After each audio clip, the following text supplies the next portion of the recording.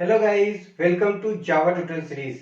Guys, आज इस lecture के इनसाइट हम जावा में स्टैटिक कीवर्ड को समझेंगे और साथ ही देखेंगे कि जावा प्रोग्रामर स्टैटिक कीवर्ड का यूज कहां-कहां कर सकता है। इस टॉपिक को हम एक प्रोग्राम बनाकर समझने वाले हैं, तो प्लीज इस लेक्चर को आप लास्ट मिनट तक वॉच करें क्योंकि ये लेक्चर आपके लिए बहुत ज्यादा यूजफुल साबित हो सकता है। चलिए इस लेक्चर को शुरू करते हैं।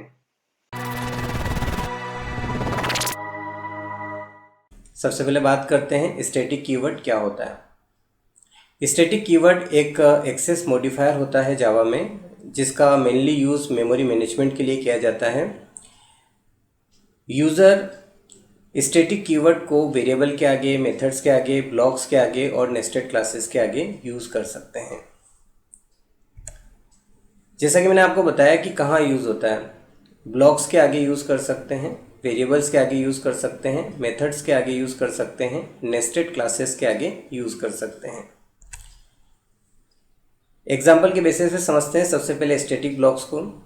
यहाँ पर मैंने क्लास बनाया ए नेम से और उसके इनसाइड मैंने एक स्टैटिक ब्लॉक बनाया। ये स्टैटिक ब्लॉक तब बना जब ब्लॉक के आगे मैंने स्टैटिक कीवर्ड लिखा है। स्टैटिक ब्लॉक बनाने से बेनिफिट ये होता है कि इस ब्लॉक को सबसे पहले मेमोरी एलोकेट होती है कंपाइलर के द्वारा।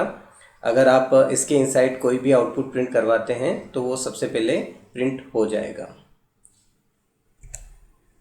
स्टैटिक वेरिएबल की बात करते हैं। स्टैटिक जब किसी वेरिएबल के आगे आप स्टैटिक कीवर्ड यूज़ करते हैं तो फिर वो वेरिएबल स्टैटिक वेरिएबल कहलाता है। जब आप स्टैटिक वेरिएबल बनाते हैं तो ये मेमोरी में वन टाइम लोड होता है। अगर आप स्टैटिक वेरिएबल को एक्सेस करना चाहते हैं तो आप सीधे ही क्लास नेम से इसे एक्सेस कर सकते हैं। इसके लिए ऑब्जेक्ट बनाने की आवश्यकता नहीं होती है।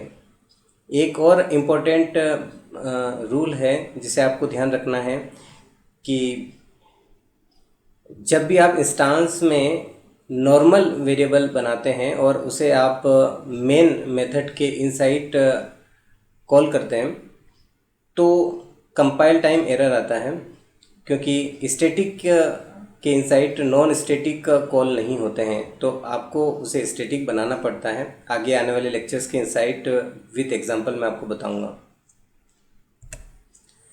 स्टैटिक मेथड की बात करते हैं। यहाँ पर मैंने एक क्लास बनाया ए नेम से और उसके इनसाइड एक मेथड बनाया स्टैटिक। जब किसी मेथड के आगे आप स्टैटिक लिखते हैं तो वो स्टैटिक मेथड कहलाता है और बेनिफिट ये होता है कि इस मेथड को कॉल करने के लिए ऑब्जेक्ट की आवश्यकता नहीं है। आप सीधे ही क्लास नेम से इस मेथड को कॉल कर सकते हैं, आपको आउटपुट मिल जाएगा। स्टैटिक नेस्टेड क्लासेस की बात करते हैं। सबसे पहले नेस्टेड क्लासेस को समझ लेते हैं। जब एक क्लास के इनसाइड आप कोई क्लास बनाते हैं तो वो नेस्टेड क्लास कहलाता है, और अगर उस क्लास के आगे आप स्टैटिक कीवर्ड यूज़ करते हैं तो वो स्टैटिक नेस्टेड क्लास कहलाती है।